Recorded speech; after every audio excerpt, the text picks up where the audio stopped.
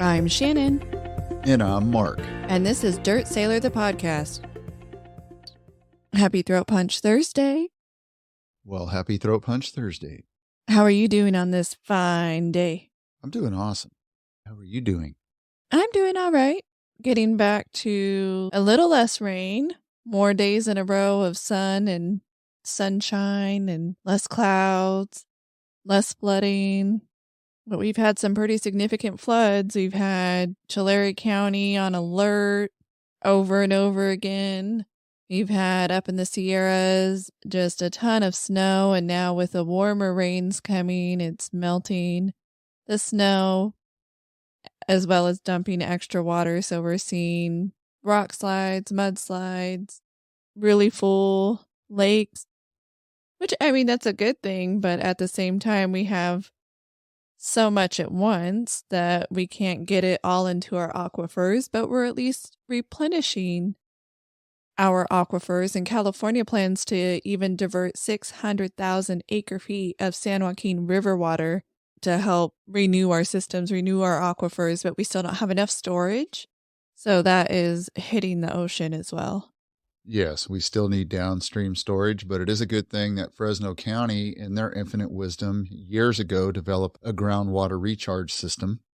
So they were able to actually take wet years and reclaim some of the water and stick it down into the ground and bring the water pool back up, or the water table.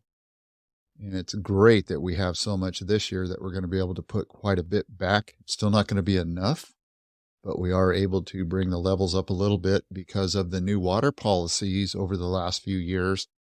Farmers have not been allowed to use surface water, so they've had to use well water. And when they're irrigating thousands upon thousands of acres, it takes a lot of groundwater to supply what we need. Absolutely. So for our future, we could do with more ability to save that rainfall from hitting the ocean. And then just a side question, if we stopped it from going out into the ocean, would that stop the water levels from rising in the sea? Or is that only a heat-related thing? Right, and some of it. Here's my counterbalance to that argument. Are climate experts not saying then that our temperatures are increasing? So they have said that our average temperatures have increased, and that is what is causing, in part, the melts, and then also causing other weather phenomena that is considered unusual and contributory to the global climate change. So do we have more melt than evaporation from the excess heat, or do we have more evaporation and less of the other? 6 of one, half a dozen of the other? They're unsure. But to go back to what you were saying as far as like the central San Joaquin Valley and California in general not being allowed to use surface water, something that we're not allowed to do is have rain catchment systems. Those are actually illegal. Even if we wanted to try and catch rain, not use surface water, not use water piped to our house, but only use what we can catch, it's illegal, so you can't. You have to let it run off. And then they either let it run off into the ocean, or it is used only for specific, golf courses seem to remain green. They get the go ahead to be green, but our food supply is somehow off limits, which is kind of weird to me. It's interesting, though, every time I see pictures of the White House and the lawn, their lawn there is nice and green. So I guess that means that they're not too concerned about water conservation, even at the White House level. If they have a sprinkler system, then clearly they're not concerned about it. If their grass remains green because it rains enough there, or there's enough precipitation, fog, other ways of just getting it into the ground so the grass can grow, I guess that would be okay by me. But if they use any irrigation water, that is problematic in my opinion. I think they should err on the conservative side and just paint the grass green with turf paint, and they should bottle that water or truck that water out to states that are having issues. Absolutely. Just kidding. Go. 1, 2, 3 bank fails. Bunch of them. Currently across the world, we're seeing some banks getting shored up. For instance, what was it? Switzerland Switzerland, right? Switzerland just lost a bank. One of their banks is shoring up the other bank. It's something that happened that we talked about last week on this podcast was the Silicon Valley Bank. More information has come out since the closure and FDIC, the federal government taking over and stating that they are going to back the deposits, even though only, I think it was less than 10% of them were actually FDIC insured. It turns out that the high makamakas at that bank, which again we talked about last week, who sold all their shares of the bank in February for the bank to go under in March, not only did they sell off their shares knowing that this is likely to happen and things were not going well for their bank, but that Friday, the day that it went belly up, or the weekend it went belly up, that Friday, they gave out bonuses across the board. What? So you know that it's going to go under and you have the money to give out bonuses. They were investing millions of dollars, or I should say giving away millions of dollars wrongfully. They were giving bonuses while they were about to go under. I'm sorry, going to double down. Anything that was not actually FDIC insured should not be covered, period. No, they shouldn't be. And this is a bait and switch. This is to make you think that all is good and all's touchy-feely, and they're just going to cover their friends behind. There are some Chinese companies that had money in the bank as well. And Newsom was stumping for the bank to have their deposits covered, or for the government to cover the deposits. It turns out he banked at Silicon Valley Bank. Yeah, he had a couple of accounts there, and they're unsure if they were currently active or not. Correct. So right now it is unclear if he was stumping for himself as a prior investor, as someone that has ties to the bank, even if they're not actively banking there. But he should have said, hey, I've banked there. I'm going to step out of this one. Conspiracy. Is this the lead up to 100% pure, are they calling it electronic banking? Yes, electronic banking, where everything is online. There's going to be no physical paper money, and the government is going to know everything you do all the time. You'll never make a side transaction unless you barter. Right, which they pretty much do now because of we're pretty much electronic as it is. We're tracked by our phones. We're tracked by our houses. We're tracked by our cars. And so now Venmo, this was an electronic passing of money. Venmo's reporting on you, PayPal's reporting on you, but the bank has been reporting on you for years if you do transactions above $10,000 or you do what looks like you're structuring it to keep it under $10,000, you can still get reported on. So even if you think you're being sly, you can still get reported on. Right. So if you're just the common man, a little middle class or upper middle class person, and you happen to do a transaction of $10,001 or more, you're reported to the man.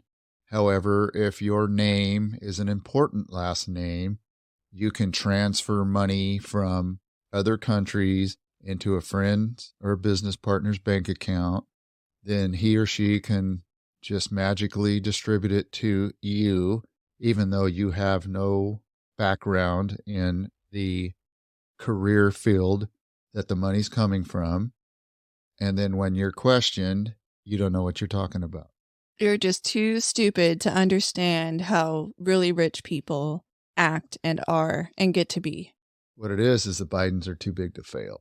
It would seem so. They get to be too big to fail. Apparently, there was just some reporting on the Bidens that showed some structuring. Even if this was reported to the federal government, the investigations, whether they happened or not, there's no consequences. So they say, oh, yeah, we looked into it, but did a real investigation happen? No. Then we have Democrat Congressman Daniel Goldman, who is from New York. Apparently, new financial documents have shown that he has stashed over $30 million in the Caymans. He's out there stumping for the disadvantaged and those in need and helping to relieve tax burdens, but yet he sends over $30 million to the Caymans as a tax haven. Well, what this all tells you is if you look at all the important people in the world, they're the haves, and all the other folks are the $10,001 have-nots. They are allowed to hide money. They are allowed to move money around. They are allowed to create law.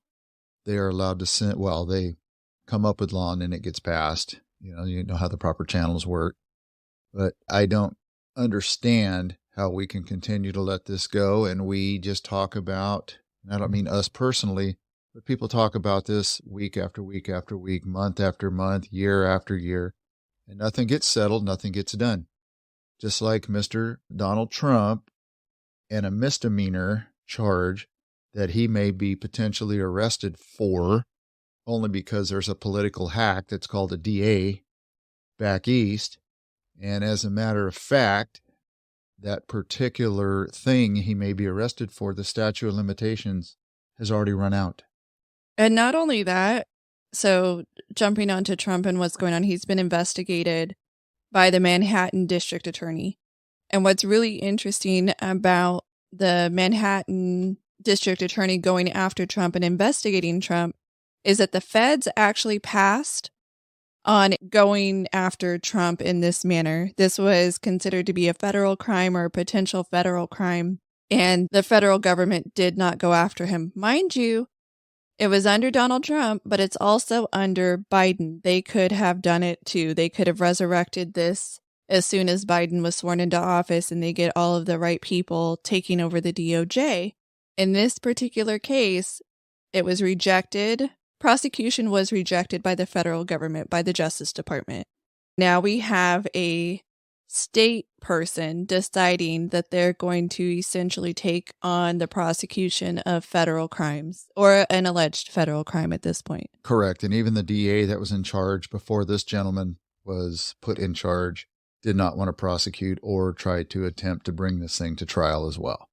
He felt this is a no-brainer. It's a misdemeanor. He supposedly paid somebody off for something, services rendered, whatever, or it was a mathematical error on reporting during the election cycle. But it's nothing different than any of these other folks do. They do it on a much grander and a much more serious basis.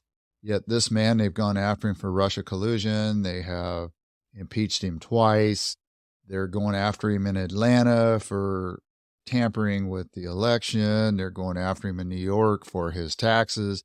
They wanted to see his other business dealings. They are just not going to be satisfied until they find a way to prosecute him where he has a felony on his record and he cannot rerun for president of the United States. Could you imagine if they put this much effort into the Biden crime family, Hillary Clinton and her criminal dealings with the Clinton Foundation, if they went after Epstein with this much tenacity before he didn't kill himself? Hey, even Ghislaine Maxwell said that he didn't kill himself. But that's a different story. She's convicted of helping to facilitate with no people who actually... Yeah, facilitate who? Yeah, with no people who actually bought. So that's a little weird. Well, that's because these folks that are well into power that continue to get away with this stuff are allowed to hide their names, so they're not held to account. Ever. But speaking of being held to account, Joe Biden came out and said that we need to have the billionaire class pay their fair share. According to Joe Biden, do you know what the average tax billionaires pay? 3%. No billionaire should be paying a lower tax than somebody working as a school teacher or firefighter. That's what he comes out and says. And this was just published within the last week. Elon Musk comes out and fires back because he is a billionaire, says, I paid 53% taxes on my Tesla stock options, 40% federal, 13% state. So I must be lifting the average if it's only at 3%. I also paid more income tax than anyone ever in the history of the earth for 2021, and we'll do that again in 2022. And then he even said, hey, what about this 3%? It doesn't sound right. Well, if you go back into the history of what the White House has posted, they've actually changed that number repeatedly, even within the last few months. At one point, it was 6%, and they just kind of toss out a number and then just make a statement. Oh, they only pay 3%. Well, that's why it's hard to believe or trust anything they say. That's why the American people do not trust people in Congress, at the White House, or in the Senate, or in local or state run houses. Because 411, who writes the tax laws? The very people complaining that the billionaire class are using the loopholes that they created. The Elizabeth Warrens, the Joe Bidens. He was in the Senate. He was in the Senate Okay, for so decades. So SVB, Silicon Valley Bank, who are they bailing out? their friends, the people that donated millions of dollars to them. Millionaires and billionaires. So they talk out of both sides of their mouth. It's just, even though Mr. Musk has been a lifelong Democrat and still is, according to him, he's tired of hearing what he's hearing. So he's punching back a little bit, saying, look, wait a minute, you guys are being unethical and 100% dishonest. And like I've heard other not so millionaires say, if you want them to pay more, change the tax code, take away the loopholes. Why would you hire 83,000 IRS agents to go after 100 billionaires? It's an easy fix. You would want to hire the smartest people at the best wages who understand the complexity of the tax law. So you're probably going to want to hire lawyers in the top of their field to go after the millionaires and billionaires who you say you want to go after. So a few well-educated, well-versed, and they don't necessarily even have to have a law degree. They can be an individual who's highly educated in tax code. And then that's what they do. They review the taxes of the millionaires, the ultra millionaires, your $100 million and more, and your billionaires.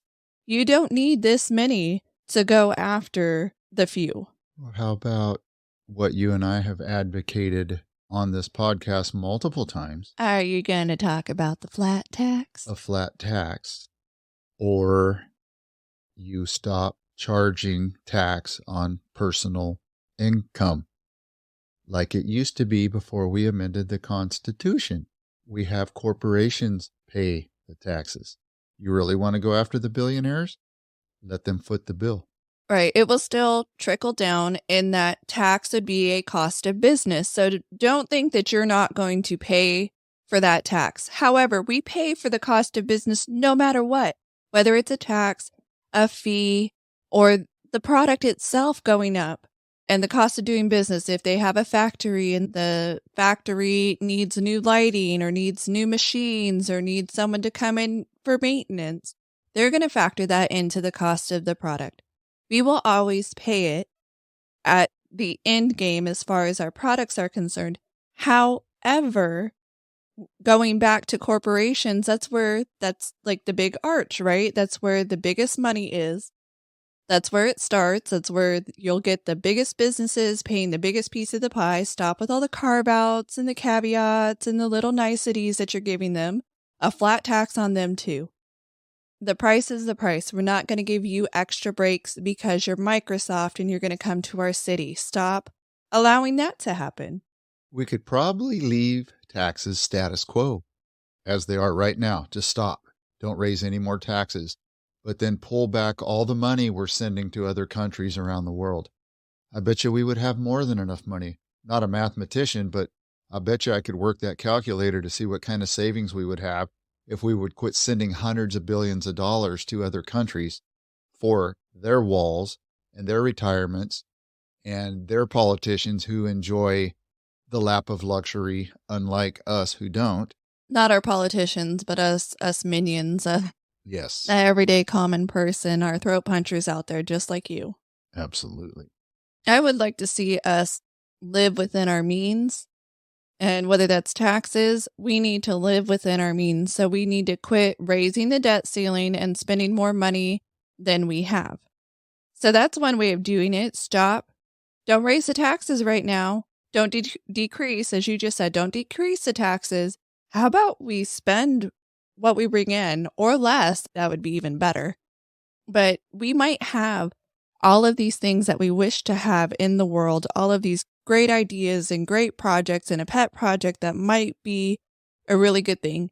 However, spending other people's tax dollars is not the way to go about it, even if it's for a really, really good cause, or you really want to save the dogs that are on the television screen, do that with your own money, not with tax dollars, to decide that the dogs need to have a union-made facility at the tune of 3 times the cost that the average person can do it for. That's a good topic to talk about when we get into something I know you're going to talk about a little bit later, which is reparations for slavery and for misdeeds done over hundreds of years. Because Africa, most of West Africa, is still basically slaves to the system. And I don't mean slaves by being owned by other folks, slaves to their system. And we'll talk about that in just a bit. I'd like you to get into some crime. Would you like to talk about crime? Let's talk about some crime. So we just had a CNN reporter, actually a couple of reporters, go up to San Francisco to do a news story up there. And while they were there, they got robbed. I guess technically burglary, not robbery. They were burglarized. They were burglarized. Apparently they did a smash and grab out of their vehicle, even though they had security hired to watch their vehicle. I guess they did it so quickly that they were able to steal some of the items from the CNN news reporters. We've seen this happen in San Francisco. We've seen the individuals such as Supervisor Hillary Ronan. She is now begging for more police in her district after voting to defund the police in 2020. So apparently defunding had the consequence of increased crime. And now she's not too happy with her decision to have defunded the police. She wants more presence. I thought they wanted less, but that's weird.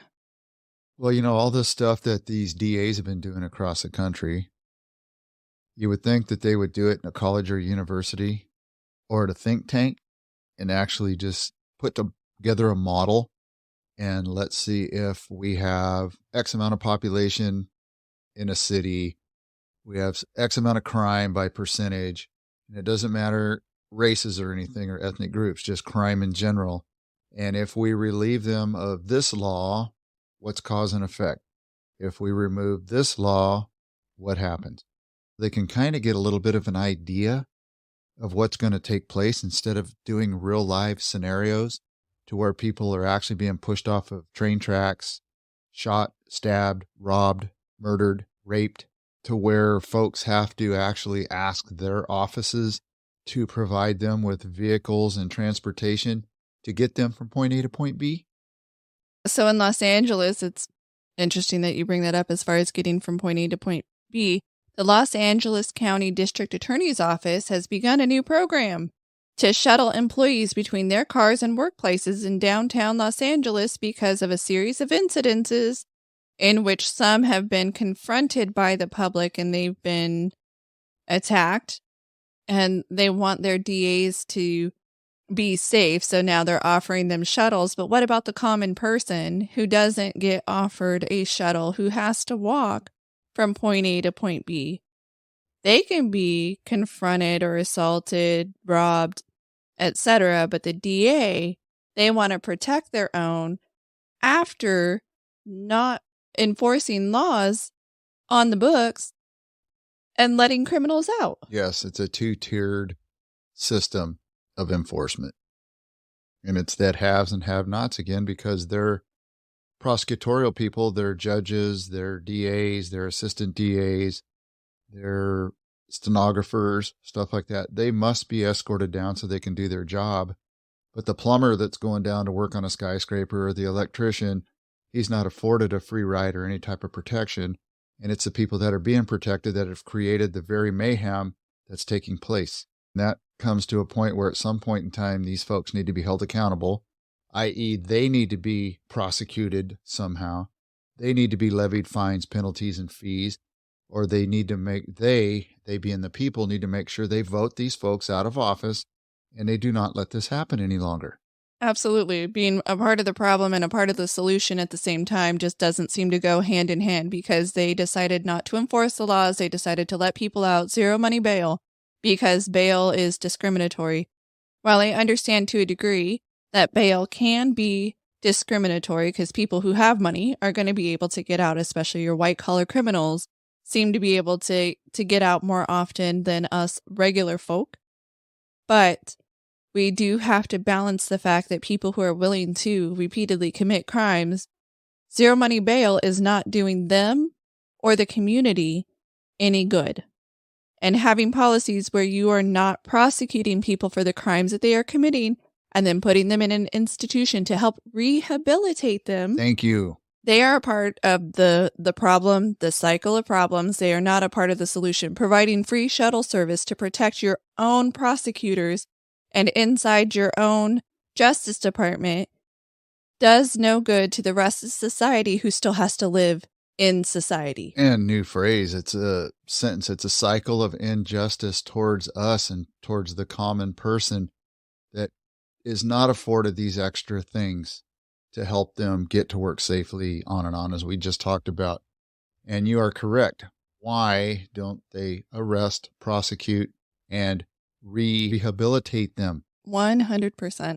So I do want to jump on the topic we said we were going to talk about, which is reparations. The San Francisco Board of Supervisors unanimously voted to move forward with a plan to give every Black resident of the city $5 million in reparations. San Francisco never had slavery. California never had slavery. California entered the United States as a free state. However, this is a part of a journey towards justice for African Americans. They said there was no math formula. They pretty much picked a number that they thought would be the right number. They came up, pulled it out of a hat. 5 million sounds good. That's the number they stuck with and voted on. In addition, they want to include some guaranteed annual income, $97,000 a year for 250 years. Who lives to be 250 years old? Well, they want to carry it on through 3 generations. That's what their numbers are geared towards. So to just keep going for multiple generations, they also want to offer houses for $1. San Francisco has some of the most expensive housing. They want to give $5 million, $97,000 a year, and basically a free house.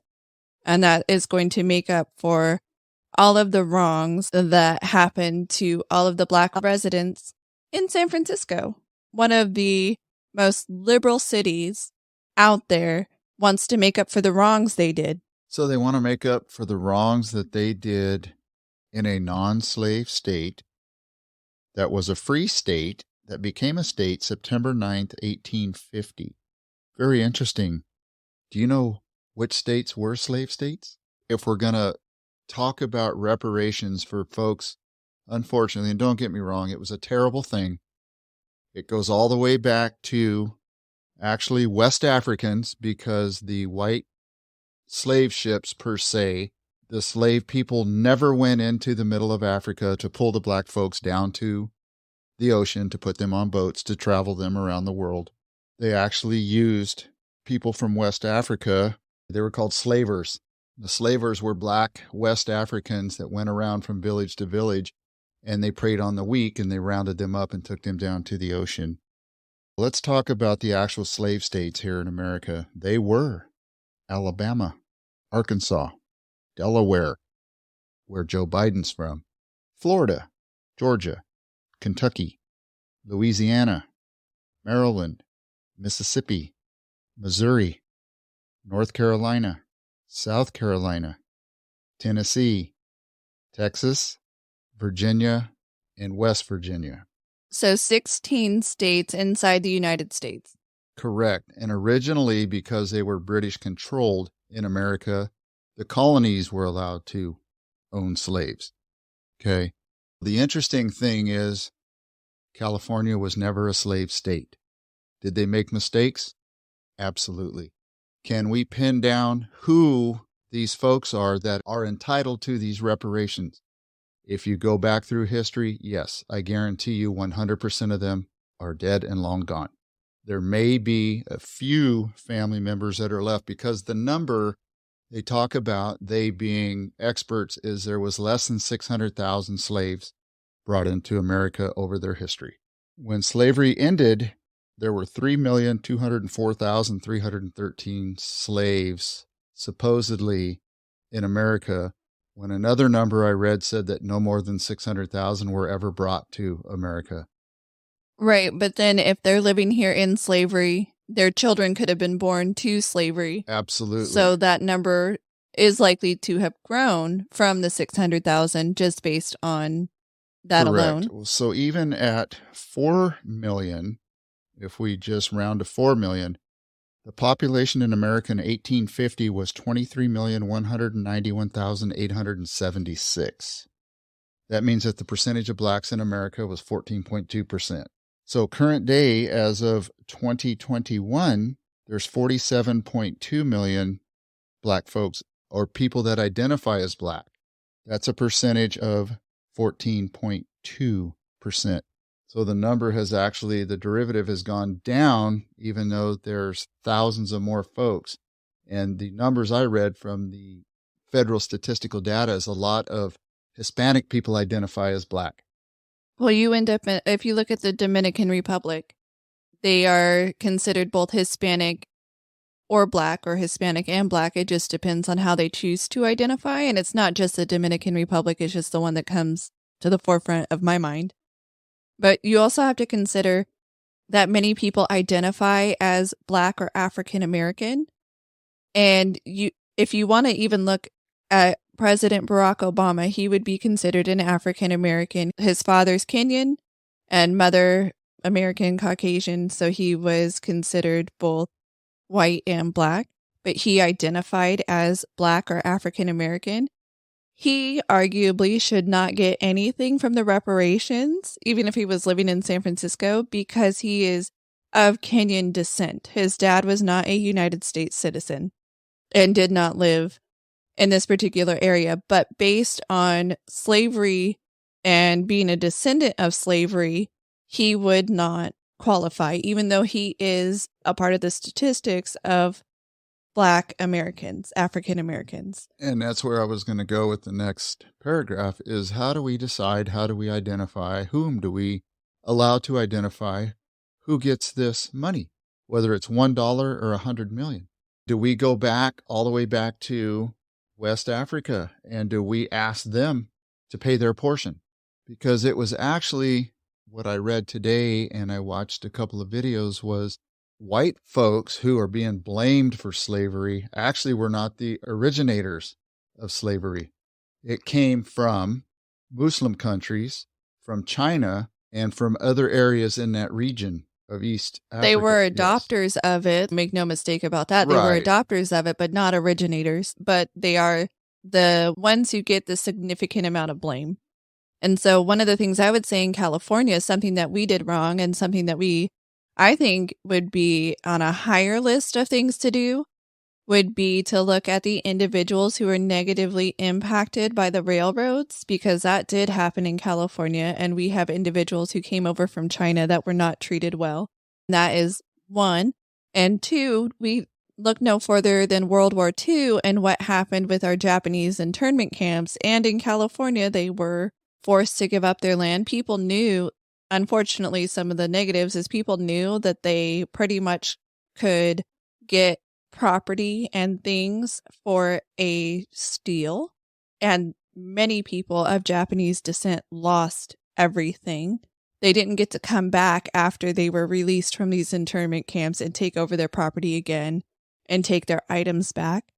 That is more recent history of our wrongdoing. So if we're going to look at reparations, look at something where we can say, yes, we did that, let's fix it, versus, yes, somebody else somewhere else did that, they should fix it. If you want to look at Tennessee or in Kentucky or South Carolina, arguably go fix it. But as far as California is concerned, we did not do that. Well, the terrible thing is people will say we don't have the money. California does not have the cash or the credit to fix something like this. Well, in the manner that they're saying, let's Correct. fix it, because it will cost San Franciscans $600,000 per family. That's in order to pay out the $200 billion, is $5 million a piece. The $200 billion that they want to pay out is $596,000 per household.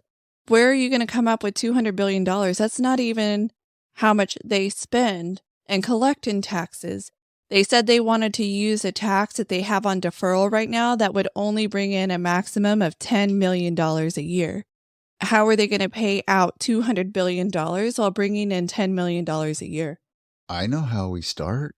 How about with all them poor folks up there? Why don't we stop charging them sales tax in San Fran proper? Why don't we stop with the state tax to them? Why don't we start giving them 50% off their rent now? There's a lot of fixes that we can do without going and taxing other people that should not be having to pay for this because it's not their problem. Or what if half the residents weren't even from the United States? I don't know what the number is, but what if they're not even from the United States? I know many people who immigrated to the country and settled in places like San Francisco and Los Angeles, and they are immigrants, first and second generation immigrants, and they're going to have to pay for something they didn't even exist in this country for. Not that we all don't pay for things anyway that may not directly benefit us or may not be our cause.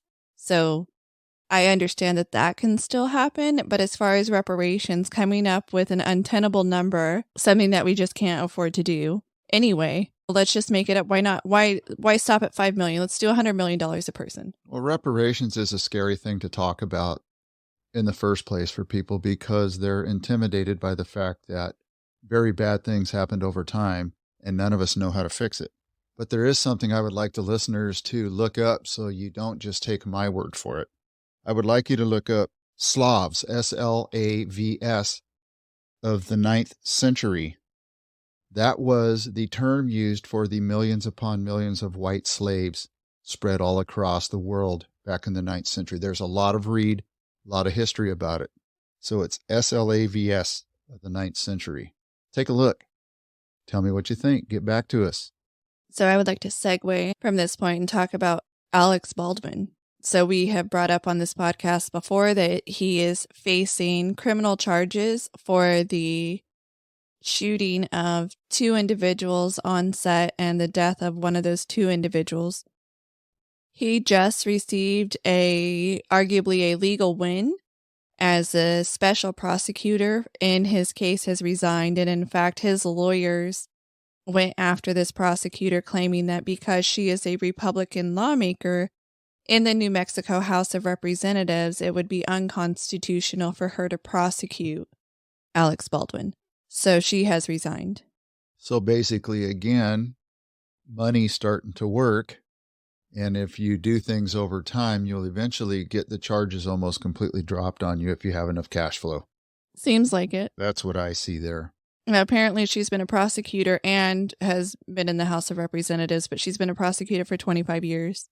So because she's a Republican in the House of Representatives in New Mexico, they are saying that she can't. Well, they went after her to stop her from being able to prosecute him. So there's times when people have to recuse themselves.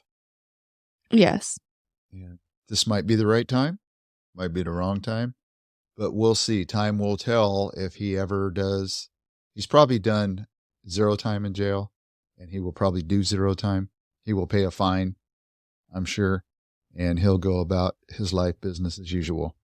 Keeping on the topic of guns, though, for the everyday person, the non-Baldwin, apparently there is a federal form that the FBI, the Secret Service, and ICE has used in order to get people to give up their rights to have a gun. And they've used it, it's an internal form, and they've used it at least 60 times to strip away the gun rights or the Second Amendment rights of individuals. In one case, there was a form signed by a person who agreed that they signed a plea agreement, and that plea agreement did not bar them from owning a gun, but the FBI form was signed by the individual in question, and the punishment was to lose their gun rights. And the form says, you agree that you are not competent or you are incompetent.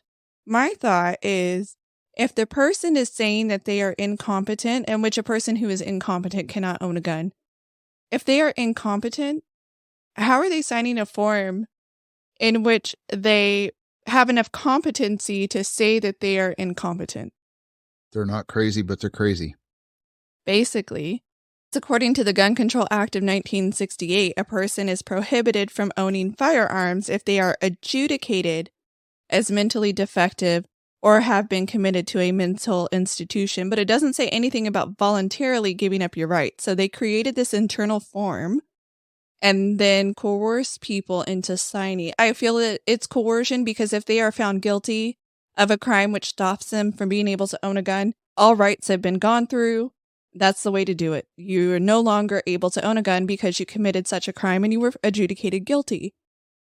But putting a form in front of somebody and saying, oh, by the way, we also want to say you're incompetent, it's just kind of out there for me. Yes, and that's the same with taxes and fees. That's why they changed the name on a lot of stuff to fees. That way people think they're not paying a tax or paying a fee. Like when you go to a national park, it's a fee, when in reality it's a tax. It's to basically support the folks that are running the place. I thought that's what our taxes were there for in the first place, was to pay for these national parks to be ran. That makes sense. Or if I'm just rambling. What about these? Let me go back to that real quick. These Secret Service agents and these FBI agents that are coercing people into signing these forms. Do they do anything to the Secret Service agents that go to other countries ahead of the president or ahead of the vice president, and they hook up with hookers and they get drunk and they raise heck and they get in trouble and come back? Do they lose any of their rights? Do they get disciplined? Do they get fired? If they get terminated, do they lose their right to carry a gun? This thing always seems to be geared towards the common person. The common person. Yes, there was just a report, and I believe that we talked about it on this podcast a couple weeks ago now, where the FBI agents were basically committing crimes that the ordinary person would be wildly punished for, and they were not punished to the degree that, for instance, even prosecuted in some cases for the crimes that they are committing. So I would say that they get off better than we do. Lighter sentences for sure. Have 2 or 3 Border Patrol agents that were on horses that the cameras made it appear like they were doing something that they actually were not doing. And they being Biden's henchmen, wanted to throw them guys in prison without a trial. They were ready to go after them with what they said originally the full extent of the law. Well, then after reviewing it, turned out they weren't whipping migrants, which is what they have claimed to have done in this case. They weren't whipping migrants. They just had reins in their hands of the horses. But they suffered massive consequences, losing their livelihoods. They could no longer be horseback patrol. They could no longer do what they were doing. They were reassigned to different units, if I remember correctly, while it was investigated. Well, then when the investigation came out and said, oh, it turns out they didn't do anything wrong, Biden doubled down, and so did his henchmen, as you said, and said they were still going to go after them. After it was determined that the news story was a complete fabrication of what actually happened, they still stuck with, we're going to punish them. That's that saying all the time that there is no there there. There was nothing there, but there was. They're still going after them for no reason whatsoever. So let's talk about Biden. I don't know if you heard, but Jen Psaki is a political talking head.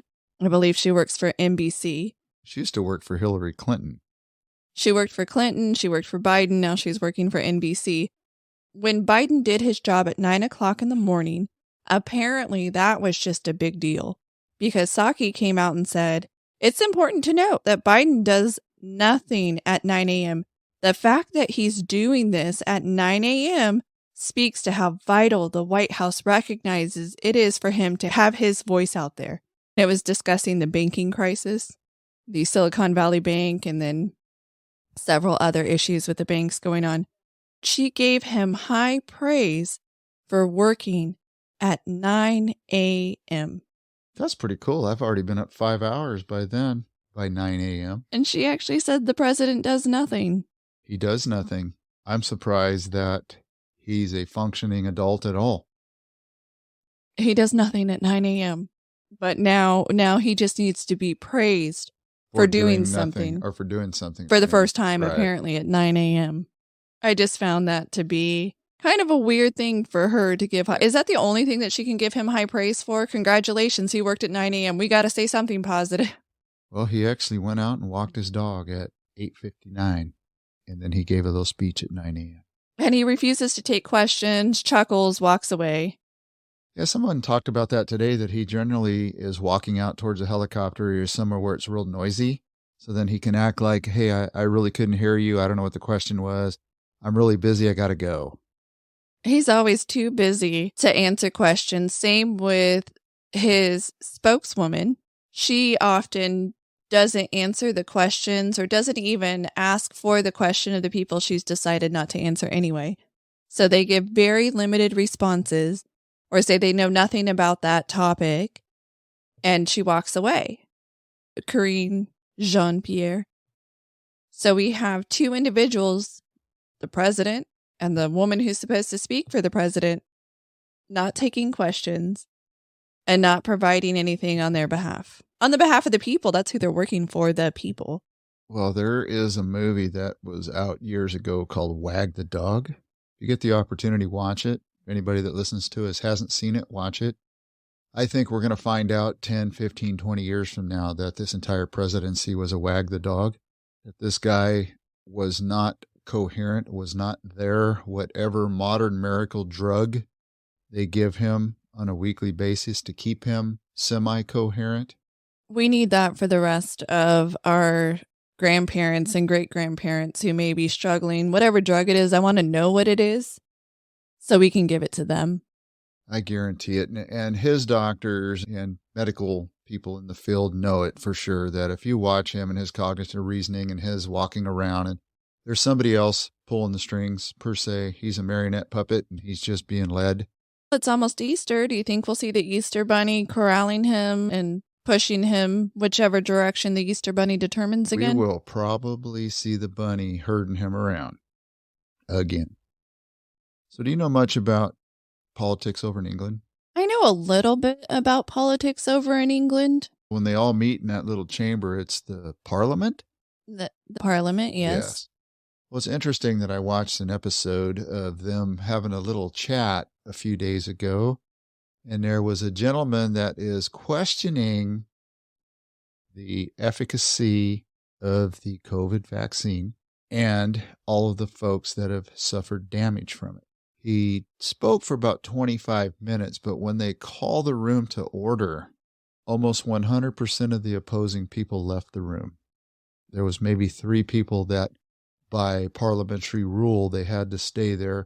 I just found it interesting that nobody wants to hear still an alternative view, the potential that all these excess deaths, all these myocarditis events and everything that's happening in real time, they put blinders on and nobody wants to hear or see. And I think that for me, they want to do that, or at least in my opinion, that they would do that because one, and they can say they've never heard it and they can keep on keeping on with what they're saying, that that's the real science. Then 2, if they are there and they do end up finding out that it's truth, then they have to say that they were a part of the problem. And I don't think they want to find out the truth. No one wants to find out that they're wrong. I mean, we had individuals on the news telling the American people at the behest of the White House that the shot was 100% effective at stopping the spread of the virus. So if you got the shot, this is what we were told at the beginning. If you got the shot, you were 100% protected and you could not get COVID. They would only know that if they knew the virus, right? Because nothing in history that's been medically developed is 100%. Nothing that I am aware of. I understand we want to give shots to people, and there have been great steps forward in the medical field, but people have had negative consequences for our great step forward. We've decided as a society that we're willing to put people at risk in order to have the greater good, or for the greater good, as they say. Well, nothing has been 100%. Right. And I firmly believe now, watching, I'm a big empirical data guy. watching all the data come out, it's evident to me that we were paying for gain of function research and we were trying to hide the fact, no matter who it was, Fauci, any of them, that the United States of America was, through a proxy, supporting the development of this. And unfortunately, it got out of a lab, which killed almost 7 million people. Right. And we've had votes in the House of Representatives to release the COVID origins discussion, paperwork, anything that's classified. And it's up to Biden to sign and have his people declassify the information even after signing. I was honestly surprised at the bipartisan support. That was one area that I was really surprised at. It was supported by, I believe it was 418 members of Congress. Yes. And the others were not a no vote. So it was 418 to 0. And I was surprised by that number. So, hey, we are making some inroads. I think it's great that they're going to release this. And if it turns out that I'm wrong, that it wasn't a lab leak, and that theory just goes by the wayside, that it turns out that I'm wrong, I get to learn something from it. Absolutely. We all do. So I would hope that this information would be released quickly. You have too many doctors coming out now and saying they're almost 100% certain, not 100, but almost, that it was engineered in a lab somewhere, because the last SARS-CoV-1? Yes, which was just, since it was one, it was just called SARS.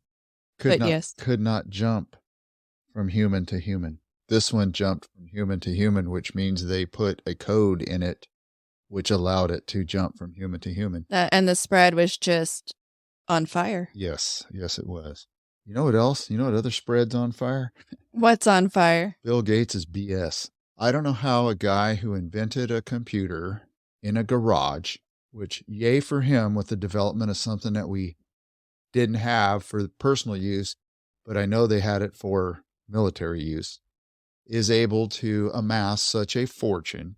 He wants to be a billionaire. He is a billionaire. Flies around the world, tries to change the world, dictates to us how we should behave, tries to modify our behavior, tries to modify our food consumption, talks about airplanes and us not flying. All the while, he's flying around on one of his 2 Gulfstreams or one of his 2 Bombardier 350s or his multiple helicopters or his seaplane. While I drive to work in my pickup truck, and he tells me that I shouldn't own a diesel pickup truck. And just so you know, one of the Gulfstream G650s that he owns burns 490 gallons an hour of fuel at cruise and has a range of about 7,500 miles. So, how much fuel do you think Mr. Gates burns in one airplane on a regular basis? More than you will in a lifetime of driving a diesel truck. He has already burnt more this year than I will burn my entire life. What's really interesting about Bill Gates, he was actually asked about his hypocrisy. Does he think of himself as a hypocrite because he does have private jets and helicopter, seaplane? He has a big house. He flies around all over the world to talk about climate change. His response, I want to give him his exact words so that way our listeners can make their own determinations of how they feel about him. I buy the gold standard of funding Climeworks to do direct air capture that far exceeds my family's carbon footprint. I spend billions of dollars on climate innovation. So, should I stay at home and not come to Kenya and learn about farming and malaria? I'm comfortable with the idea that not only am I not part of the problem by paying for the offsets, but also through the billions that my Breakthrough Energy Group is spending, that I'm part of the solution. So for me, in his whole, I do carbon offsets and I do carbon capture and I pay for the research into carbon capture. Well, one, could you pay for the research into carbon capture and then not fly around on your private aircraft and then do even more good for the climate? You don't have to say, well, I get to do it because I'm paying extra money for carbon capture. Thank you. And that's all a bunch of hooey. It's a bait and switch tactic. Let's not forget about his super duper duper mega yacht as well.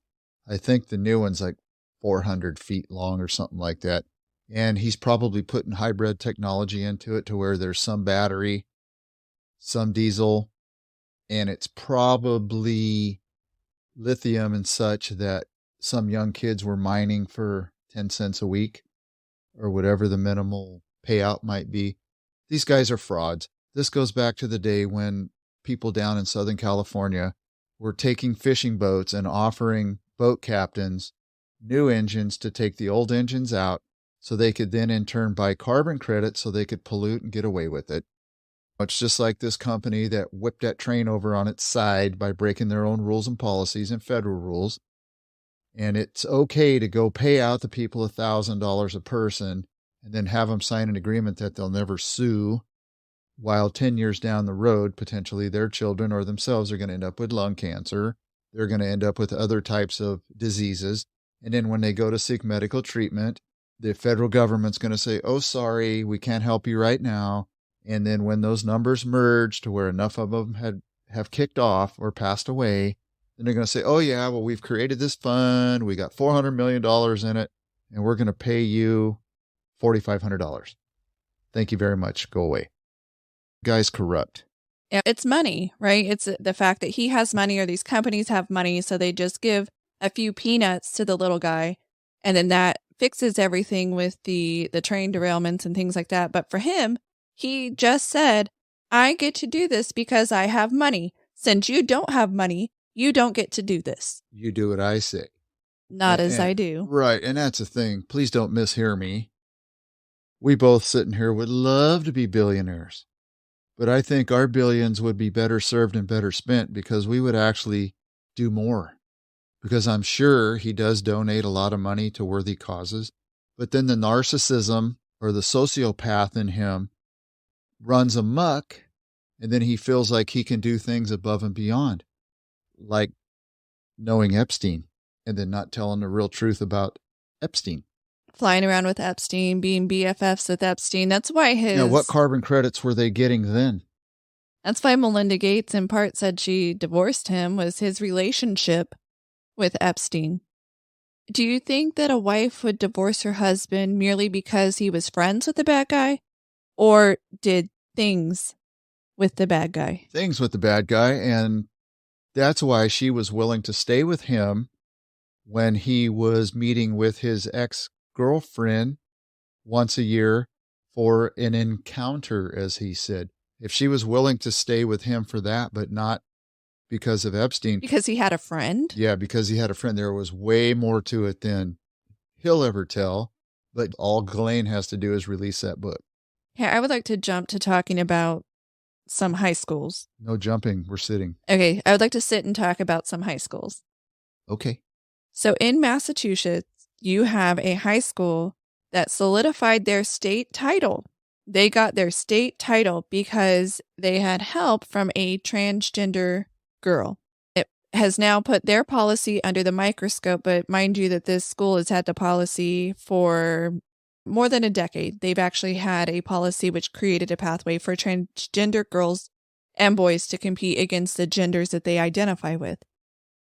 Now, I know we've talked about swimming, we've talked about running, we've talked about different areas, but one thing that was brought to my attention with this is that in track and field with track, boys have higher hurdles, literally higher than girls. When you run track and you do the whatever 400-meter hurdles, 100-meter hurdles, 200-meter hurdles, the boys' hurdles would be higher. So if a boy then turned around and identified as a girl, they would run with shorter hurdles. Now, someone who has gone through puberty as a boy, generally speaking, boys are taller than girls. Just as a general, yes, you can find girls who are taller than some boys and boys who are shorter than some girls. Yes, and those are outliers. But on average, girls are an average height and boys are a different average height. So now you have a boy who identifies as a girl getting to run with the shorter hurdles. Is this an example of an unfair advantage? Yes. We have seen this across sports, across the United States. Now, some states are trying to say you can only run or you can only participate in your birth gender, and some that are going the opposite way. You can go with your identified gender, which is where California is identified gender. Florida is birth gender. How did we get to this point? I mean, I'm sitting here listening to you speak so eloquently, and I'm rolling my head around. So, okay, I'm 60 years old now, and I think something has snuck up on me that I did not pay attention to, nor was I aware of. I knew the terms, transgender, and all the other terms that go along with all kinds of different things. I just don't know when they started competing with each other in sports, and when all this started happening, we started scratching our head going, this is actually a good thing that someone that still is a male can compete with the girls, and they win. And we lose space. So this is a hill for me. This is a hill I will choose to die on. Because this pushes Title IX and everything that every female has ever fought for. Every coach, every female coach that's wanted equality in sports, wanted the money spent appropriately along all avenues of the athletic departments across the country in elementary, junior high school, college, and beyond. Yet now we're taking a step 25 or 30 years backwards. It's a mythical thing that is just, I guess, is always going to elude me because I don't understand it. For me, it's we women spent decades carving out a spot for women, and as noted, a spot that includes getting sports available for women and girls, actually spending the money on the sports. And it seems like in this particular case in Massachusetts, the rules started changing in 2012. The school district changed theirs in 2014. And it seems like that's about the time that women started to lose their space. And now we are fighting just to have our space. And we don't get it. We're told that we are hateful people if we don't say that a person who has gone through puberty is stronger than me, is taller than me. And in swimming, you had a man who was 6'4" competing against women. And they were told to make space. And now you have where people are consistently winning in their sports and we're told, give up your space. So that's just where I come from. Well, and you can tell there's a thing there because that same person was competing in their previous body and they weren't at the top of their game. They were third, fourth, fifth, sixth on down. And then they jump over and transition over and then they're number one, number two. Right. So then there is an issue with it. There is a biological difference. There is a masculinity thing. There is power amongst males over females for certain sports. That's why you don't see even all the great strides that females have made at flying jets in combat. They are some bad, almost said the A word, just like men are. But then when it comes into the special forces realm and stuff that you really have to be aggressive, you really have to be strong, you actually have to be a male just based on what you have to do.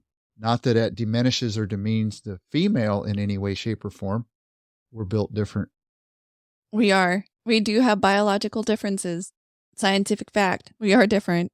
We are the same in other ways, but this is one area where we are different.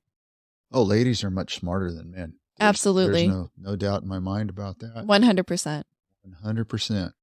So another topic related to schools. In Oregon, there was a teacher who had an assignment that if you missed coursework, your makeup assignment was to go on a specific program online. And on that program, it's an online learning system. I don't want to say the name just so it doesn't give any negative attachment to the company. It was a health class, and the teacher put assignments on this online learning system, and they had to complete an essay for missed coursework. So the teacher assigned students a 2-paragraph, a short essay, 1 to 2 paragraphs, of a fantasy story.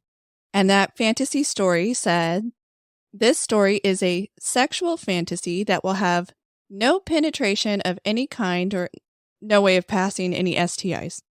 So the assignment asked the student to choose 3 items, such as candles, massage oils, feathers, flavored syrup, to use in their story. So these minors, as a part of making up missed assignments or missed classes, had to write a sexual fantasy story for their teacher, their male teacher, to review as a part of their health class.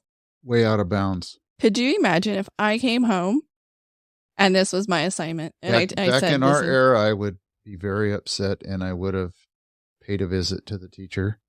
It would have been a verbal discussion that him or I would have had. This is way out of bounds, and we're starting to move way out of bounds with all these schools, with all these teachers, administrators wanting to indoctrinate young kids. Here in California, this happened in Oregon. Here in California, they are pushing to have kids not only identify their gender, but their sexual preferences to the teachers as well. They're actually incorporating it all into a secret talk with the students. And in some cases, they're transitioning or helping the students to transition if they have a different gender identity. They're not just saying, okay, I will now call you Bob instead of Sally because that's your preferred name. They're actually actively assisting them on transitioning. Which, number one, is why so many people that are good common thinkers are pulling their kids out of school and they're starting to homeschool. That's why people are moving out of states that are pushing this, because they don't want that as part of their family values. And at some point in time, this thing is either going to crack and erupt, or we are going to be no better than the way Hitler was able to brainwash and mind meld people in Germany back during pre-World War II and World War II. They started with the kids too. I mean, they did it to adults, but they really started in on the children and got them indoctrinated at a young age to even turn on their family. So we're seeing that now. Now we're seeing this indoctrination at the school level, the young minor level. This is exactly where some historians are saying that they're seeing this going. To make my connection, by the way, between what was happening in Oregon and what's happening in California is that we are pushing children to have such autonomy that they are in full control as if they are adults and their brains are fully formed, which they're not until you're at least 25. You're stupid, male and female. But we are pushing kids to be accepted as individuals who can go on puberty blockers, who can fully identify as whatever they want to be, and then not only that, be treated like adults by these teachers and being pushed into this realm as if they are adults. And now we have an adult giving a very sexual assignment to children, but they're being seen as autonomous young adults now. And so my connection is they are making it okay for children and adults who want to be with children. And the children can think of themselves as adults. Therein lies the problem. And somewhere along the line, there's going to be a fix for this. May not be with me, but there will be someone, some group, something out there, an entity that helps self-correct this. There's actually a young girl right now who's suing because she was allowed to transition at 13. Kaiser Permanente actually approved part of her transition to help her get a double mastectomy and get on testosterone and move forward. She said that she never should have been allowed to do that with all of her health issues. And she was seeking help, but they just gave her, oh, you have gender dysphoria here, transition. And they transitioned her starting at 13. And so she's suing now because she said that she was basically medical malpractice, because we are pushing these children into very adult decisions. Yes, and on the other side of that coin, the governments are still passing laws that you must provide your kids with medical insurance until they're 26. If they do anything before the age of 18, you will be held liable for their actions. On and on. So it's a two-sided coin. They want kids to do one thing, yet they want the parents to still be responsible for maintaining them until they're old enough to move out of the house. Terrible times. Yes, sir. This has been a podcast produced and edited by the Dirt Sailor Duo. Mark and Shannon are a father-daughter team who both served in the United States Navy.